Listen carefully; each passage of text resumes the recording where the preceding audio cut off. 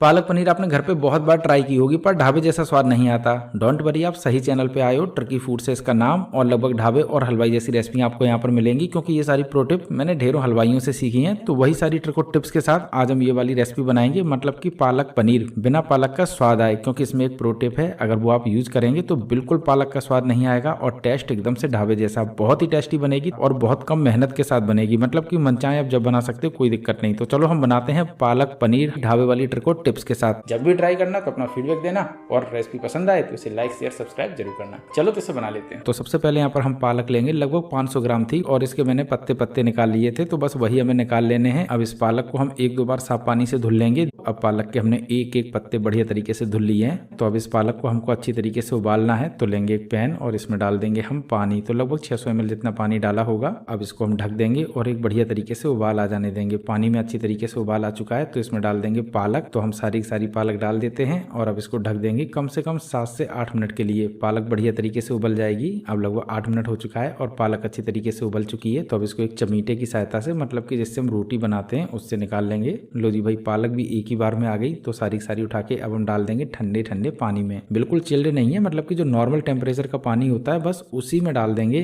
अब इसको हम थोड़ी देर ठंडा हो जाने देंगे। तब तक हम जो उबलता हुआ पानी है उसमें डाल देंगे मटर के दाने और इनको हम उबाल लेंगे कम से कम 5 मिनट। तो इसको हम 5 मिनट इसी में पड़ा रहने देंगे। तब तक जो हमारी पालक है उसकी तरफ चलते हैं और इसका जितना भी एक्स्ट्रा पानी है वो हम निचोड़ के निकाल लेंगे। इसीलिए हमने ठंडे पानी में डाला ताकि आसानी से निकल जाए, वरना गरम गरम जो पालक है ना उसको ठंडा करने में बहुत समय लगता है। बिना पानी निकाले से पीसेंगे तो ये थोड़ी सी गीली हो जाएगी और बढ़िया तरीके से स्वाद नहीं आएगा, क्योंकि आगे जो प्रो टिप है ना वो इसी वाले स्टेप से जुड़ी है। अब इसका पानी हमने निचोड़ लिया है, तो इसको सीधा डाल देंगे मिक्सी के जार में, लेकिन इसको हम तोड़ के डालेंगे ताकि पीसने में आसानी रहे। अब इसका ढक्कन लगा के बिल्कुल बारीक पीस लेंगे। तो बिल्कुल बारीक पीसना है, प्रो टिप है। अब हमने पालक बिल्कुल बारीक पीस ली है, तो इस तरीके से पीसना है। मैं दिखा देता हूँ। पालक पीस के रेडी है, तो इसको रख देंगे एक साइड और जो मैंने मटर को छोड़ रखा था उबलने के लिए उसको भी निकाल लेंगे। अब लगभग सारी तैयारियां हो चुकी हैं, तो सीधा बनाते हैं पालक पनीर। लेकिन ध्यान रखना कि अभी प्रो टिप्स शुरू हुई हैं। अब लेंगे एक पैन और इसमें डाल देंगे सरसों का तेल और इसको बिल्कुल हाई फ्लेम पर करेंगे गरम। ध्यान रखना है, प्रो टिप है, बिना हाई फ्लेम के ये नहीं बनेगी।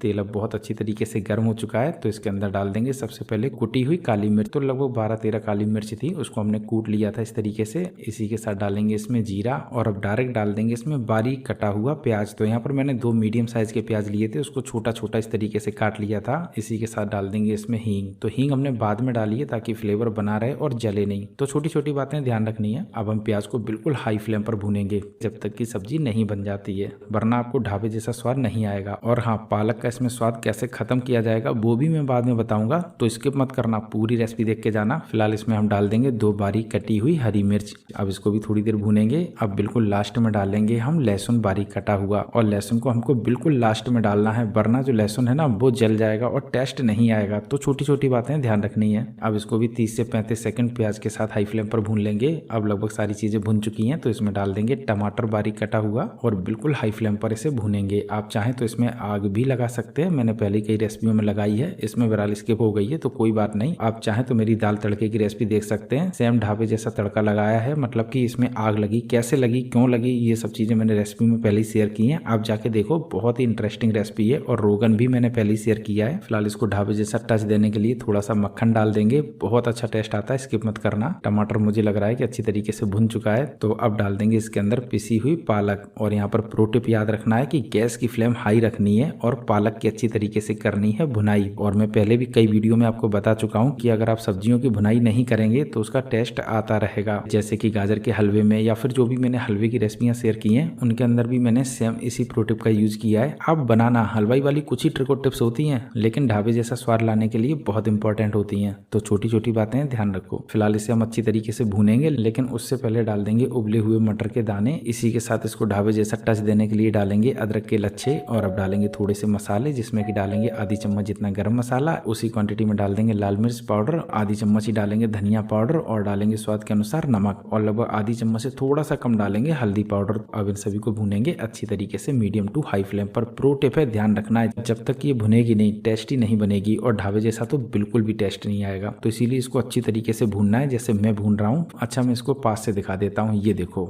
इस तरीके से हमें भूननी है, मतलब कि जो पालक है ना वो चिपकने लगे बढ़िया तरीके से। तो भून लो कम से कम 5 से 6 मिनट हाई फ्लेम पर, मजा आएगा। एक बार आप ट्राई करना इसी प्रो टिप के साथ। अब बिल्कुल ढाबे जैसा स्वाद लाने के लिए डालेंगे थोड़ा सा अमचूर पाउडर, तो लगभग आधी चम्मच जितना डाला होगा, एकदम से परफेक्ट स्वाद आएगा ढाबे जैसा। जरूर डालना, स्किप मत करना। फिलहाल इसको हमने अच्छी तरीके से भून लिया है, तो इसके अंदर डाल देंगे पानी। और पानी में भी है प्रो टिप, मतलब कि ये जो पानी है ना एकदम से उबला हुआ, मतलब कि 2-3 बार मैंने इसमें उबाल आ जाने दिया और उसके बाद वही डाला, क्योंकि इसके बाद हम पकाएंगे नहीं, सिर्फ इसको 3 मिनट अच्छी तरीके से उबाल आ जाने देंगे। क्योंकि पानी पहले से ही पका होगा तो बहुत ज्यादा प्रोसेस नहीं करना है, फटाफट बन जाएगी। और ढाबे वाले तो इसमें ग्रेवी डालते हैं, खैर हमारे पास ग्रेवी नहीं है, लेकिन हमने बनाया इसको इस तरीके से कि इसे खाने के बाद आपको ढाबे जैसा टेस्ट आ जाए। कोई दिक्कत नहीं होगी, एक बार ट्राई करना। लगभग 2.5 मिनट हो चुका है, तो अब इसके अंदर डाल देंगे पनीर के पीस। यहाँ पर मैंने लगभग 150 ग्राम जितना पनीर लिया था, तो वही हम डाल देंगे। और इसके हमने बड़े बड़े टुकड़े रखे, आप अपने हिसाब से रखो जैसा भी खाते हो। और हाँ, पालक के ऊपर देखो झाग नहीं आया, क्यों नहीं आया? क्योंकि मैंने उबला हुआ खोलता हुआ पानी डाला, तो वही हमें इसके अंदर यूज करना है। छोटी छोटी बातें हैं, ध्यान रखनी है। लगभग 30 सेकंड हो चुका है, तो फाइनली अब डाल देंगे इसके अंदर कसूरी मेथी थोड़ी सी, और डाल देंगे इसके अंदर हरा धनिया। लो जी भाई, बन के तैयार है एकदम से परफेक्ट ढाबा स्टाइल पालक पनीर। लेकिन अभी से हम सर्व भी वैसे ही करेंगे जैसे ढाबे पर करते हैं, तो चलो कर लेते हैं। तो सबसे पहले पालक पनीर को एक कटोरी में निकाल लेंगे। आप चाहें तो प्लेट में निकाल सकते हो, जिसमें चाहे उसमें निकालो, लेकिन कटोरी में थोड़ी देर तक गर्म रहेगी, तो इसीलिए निकाल रहे हैं। अब इसके ऊपर थोड़ा सा हरा धनिया डाल देते हैं, और अब जो फाइनली पनीर रखा था थोड़ा सा, वो इसके ऊपर घिस देंगे।